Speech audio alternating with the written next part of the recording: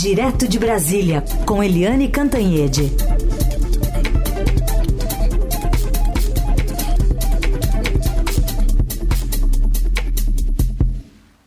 Oi, Eliane, bom dia. Bom dia, Carol. Bom dia, ouvintes. Vamos começar com essa fala de ontem do ministro da Justiça, Flávio Dino, informando, né, sobre a delação premiada e sobre o caminho que pode ser aberto para se responder algumas perguntas que envolvem o caso do assassinato de Marielle e de Anderson Gomes há mais de 5 anos. Nós tivemos uma delação, uma colaboração premiada do senhor Elcio Queiroz. O senhor Elcio Queiroz fez uma delação premiada, essa delação foi já homologada judicialmente e essa delação que resultou na operação de hoje no Rio de Janeiro. Nessa delação, o senhor Elcio revelou a participação de um terceiro indivíduo, que é exatamente o senhor Maxwell, e confirmou a participação dele próprio e do Rony Lessa. Com isso, nós temos, sob a ótica da Polícia Federal e dos demais participantes da investigação, a conclusão, o fechamento de uma fase da investigação, com a confirmação de tudo que aconteceu na execução do crime. Então, certos aspectos, certos detalhes da investigação, sobre os quais pairavam dúvidas, a partir da delação do senhor Elcio, essas dúvidas se acham removidas, porque há convergência entre a narrativa do Elcio em relação a outros aspectos que já se encontravam de posse da polícia. Então, Rony, como esse autor então, dos disparos, né, que mataram Marielle e Anderson, o Elcio de Queiroz era quem dirigiu o carro, o Maxwell, que ficou de campanha para vigiar vereadores, escondeu o arsenal e tentou atrapalhar as investigações, e esse Macalé, o Edmilson, que teria intermediado a contratação, né, Eliane? Pois é. O que mudou na dinâmica dessa investigação? Mudou o seguinte, é que mudou o governo, mudou o presidente da República, mudou o ministro da Justiça e mudou a Polícia Federal. Eu me lembro muito bem que em 2019, um ano depois do crime, eu fui almoçar com a Procuradora-Geral da República, Raquel Dodge. Ela tinha acabado de deixar a PGR e ela me contou em detalhes como era o boicote das investigações. Ela dizia que ia para reuniões no Rio de Janeiro, quando chegava lá, a reunião tinha sido desmarcada sem ninguém avisar nada. Ela perguntava pelos depoimentos de pessoas chaves para desvendar o crime. Ninguém tinha tomado o depoimento de ninguém. Então, às vezes, teve um caso que agora a gente sabe que foi do Macalé, o Edmilson da Silva, que ficou preso meses e ninguém tomou o depoimento dele. Né? E batendo cabeça, o Ministério Público batendo cabeça com a Polícia Civil, e a Raquel Dodge, inclusive, fez muita força para federalizar as investigações, ou seja, para trazer para Brasília, para trazer para a Polícia Federal, e não conseguiu, porque a Polícia do Rio de Janeiro segurava no Rio de Janeiro e dizia que estava apta a fazer as investigações sozinhas. Tanto não estava que até hoje não tem, ninguém sabe quem mandou matar Marielle e Anderson e por quê. Né? Então agora, mudando o governo, mudando tudo, a coisa anda.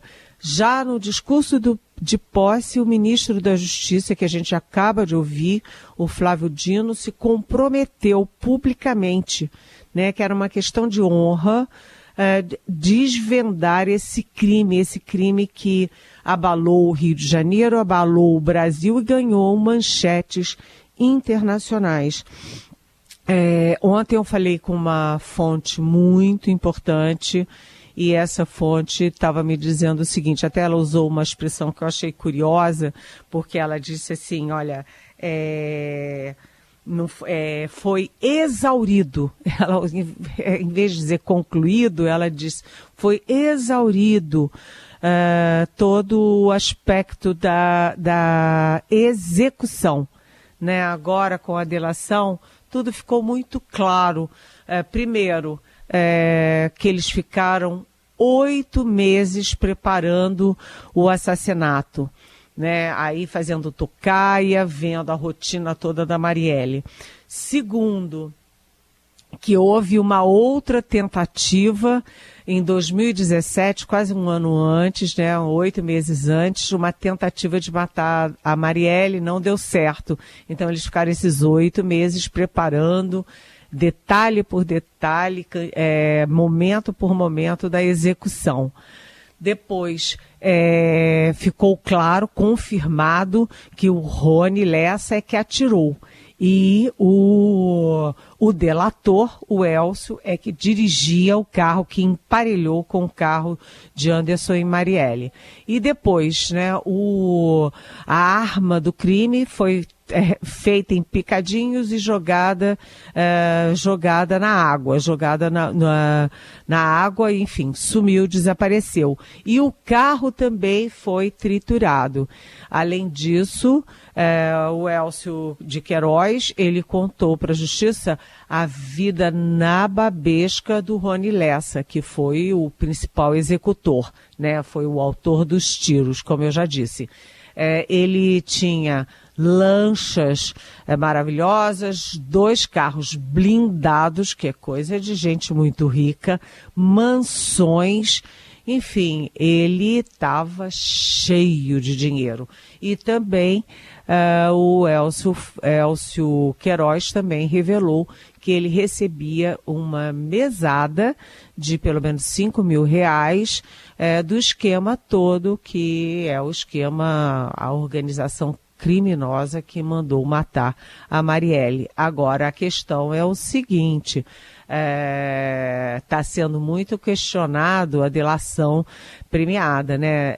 O Sérgio Moro, que foi o juiz da Lava Jato, o Deltan Dallagnol, que teve um papel muito importante na Lava Jato, dizem, para nós a delação era viciada, não dava em nada, e agora para vocês a delação premiada é fundamental.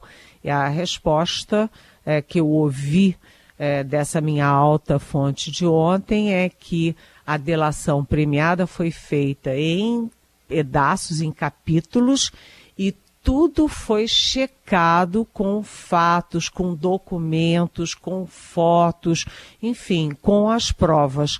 Foi tudo super checado e rechecado, tanto que a delação premiada começou há um tempão, mas ela só foi homologada na semana passada para dar segurança na investigação. Esse foi um argumento muito usado ontem, né, de como a gestão petista está usando o instrumento da delação premiada, quando em outros tempos criticou duramente quando a Lava Jato fazia também uso dessa delação, né, Eliane? Exatamente. Agora, a partir dessas investigações, desse aprofundamento das investigações, a polícia já tem ali os 4 nomes que foram essenciais, que foram fundamentais na execução. Mas a importância maior é o seguinte, que primeiro o Flávio Dino deixou meio insinuado ou meio claro na entrevista, e também as minhas fontes confirmam que essa fase da execução está exaurida, o relato factual, mas as investigações caminham celeremente para chegar aos mandantes do crime. E essa é a questão fundamental, porque a gente sabe que o Elcio Queiroz, que o Rony Lessa, que o Maxwell Simões, né, o Suel e o Edmilson Silva, o Macalé, eles operaram o tempo inteiro para executar o assassinato, até porque eles são de uma organização que é chamada Escritório do Crime, que é paga. Eles são assassinos a soldo, assassinos profissionais, mas eles não tinham nenhum interesse pessoal, político ou de qualquer ordem a não ser o dinheiro para matar a Marielle e o Anderson. Então, o que mais interessa agora é chegar aos mandantes. E, pelas minhas informações, isso está muito perto, mais perto do que se imaginava, só que aí é uma parte toda muito sigilosa das investigações, para não, não alertar os alvos e esses alvos não escaparem. Agora eu queria, Carolina, falar um pouquinho desses nomes, porque lembra que eu estava falando da Raquel Dodge? A Raquel Dodge estava dizendo que tinha um sujeito-chave que ficou preso meses e que ninguém interrogou, ninguém colheu o depoimento. Ela não conseguia entender por que isso. Era um boicote claro, evidente, às investigações. E esse sujeito era o Edmilson da Silva Macalé, porque foi ele que fez a mediação entre os mandantes e os executores, né? E o Edmilson Macalé simplesmente foi morto, foi assassinado a tiros em 2021. Ou seja, uma típica queima de arquivos, porque ele sabe... E ele é que fez a mediação entre quem mandou matar e quem matou, né? Então são personagens muito relevantes nessa história toda, que agora passa a etapa seguinte, quem mandou matar, e isso também terá um efeito colateral muito importante, que é o seguinte, desvendar como funciona essa engenharia do crime no Rio de Janeiro, né? Quem é que estava por trás disso?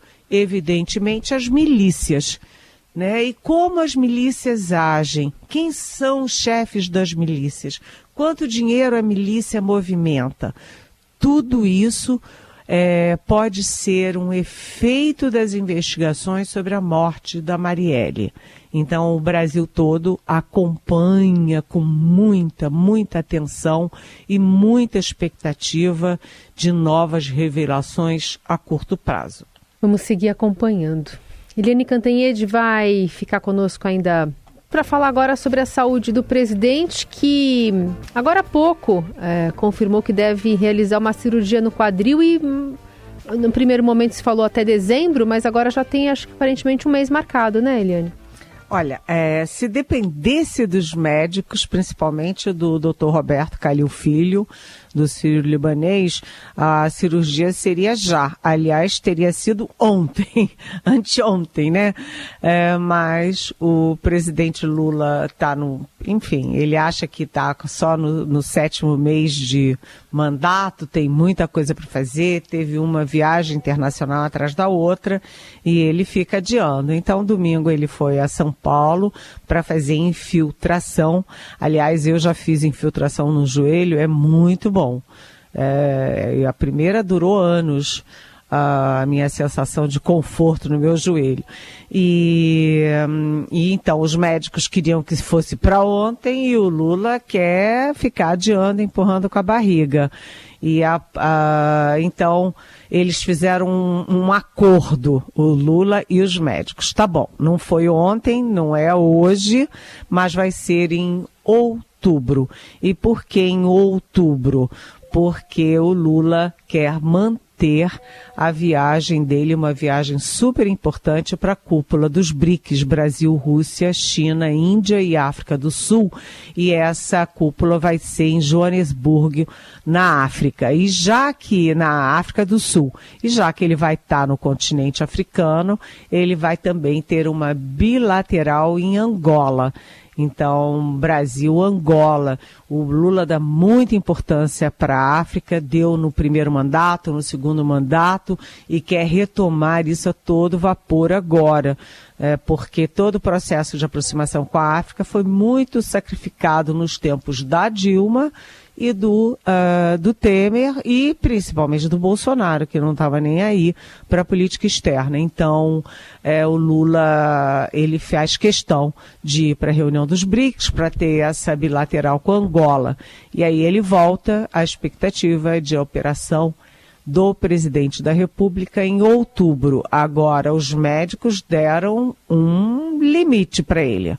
Se não for em outubro, de dezembro não passa. Ele tem que entrar na faca. Até porque essas injeções, né, que ele submeteu agora, tem um prazo, né? Ela melhora um pouco a situação, mas é temporariamente, né? Não dá para esticar muito a corda mesmo, não. Dói, né? Dói muito. Inclusive, o pessoal do Palácio explica o mau humor do Lula com dor, porque ninguém pode ficar bem-humorado tendo dores, né? Todo mundo que tem dor sabe. Dor de cabeça, dor no quadril, dor nas costas, dor no joelho, é muito chato, muito desagradável. E o presidente da República, além de ser presidente, é uma pessoa e, como todas as pessoas, também sofre com dores e fica mal-humorado quando está com dores, né? Dor que deve subir para a cabeça quando pensa nessa reforma ministerial que deve apresentar nos próximos dias. Ontem teve um evento aqui em São Paulo com o presidente da Câmara, Arthur Lira, do LIDE. Ele falou sobre reforma ministerial nessa preparação aí do governo e criticou a forma como o assunto tem sido tratado nos bastidores. Diz que isso não contribui para a governabilidade do governo federal. A gente ouve um trecho. Primeiro que muita coisa que está saindo na imprensa não faz sentido, né? Não é só o PP, eu acho que o governo é quem tem que discutir quem, quando e de que forma. A reforma ministerial é do presidente da República, não são dos partidos. Então, eu penso que esse assunto está sendo, de uma certa forma, atropelado, não ajuda a governabilidade, né, do governo, e o governo também tem que ajudar a se facilitar, né? Então, o presidente da Câmara ele vai funcionar sempre como um facilitador das matérias. Essas questões de base, de reformas, isso é líder partidário, presidente de partido e presidente da República. Por outro lado, falou bem da reforma administrativa, da tributária, falou que deve promulgar até o final desse ano. O presidente da Câmara, Arthur Lira, ele tem sido colaborativo. Ele foi muito colaborativo com o governo do Jair Bolsonaro. Tudo do Bolsonaro passou na Câmara. E agora ele está sendo colaborativo também com o governo Lula.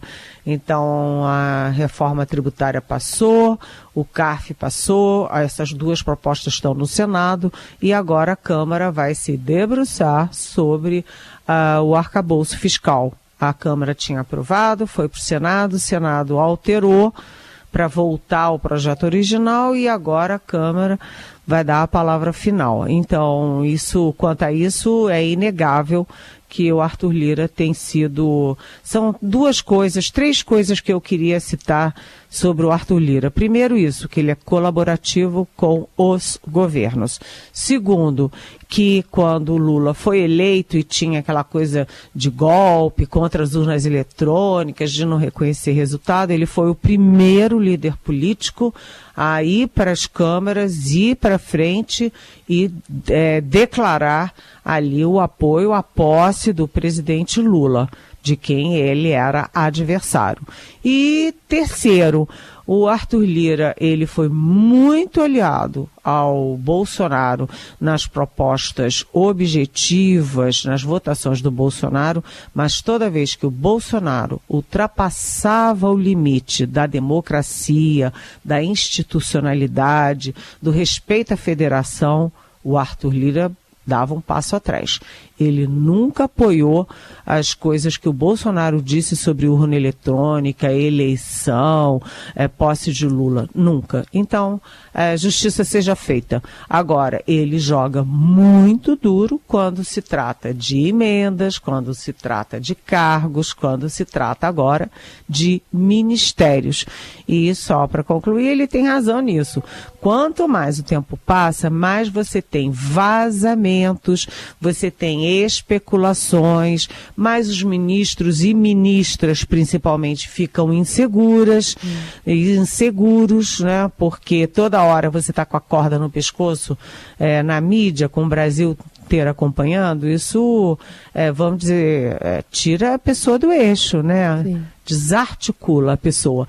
E agora, inclusive, estão tentando jogar a Simone Tebet, ministra do Planejamento, nessa roda. E ontem ela conversou com o Lula e não teve nenhuma sinalização de como foi essa conversa, nem da parte do Lula, nem da parte dela. Ou seja, foi uma conversa muito a quatro paredes e provavelmente ela reclamou. Porque se fosse alguma coisa exclusiva de pauta do Ministério, teria vindo alguma coisa a público, né? O que discutiram sobre teto de gastos, etc., nada disso. Ficou em silêncio. Eliane Cantanhede volta amanhã aqui ao Jornal Dourado, a partir das 9 da manhã. Eli, obrigada, viu? Boa terça para você. Boa terça, beijão.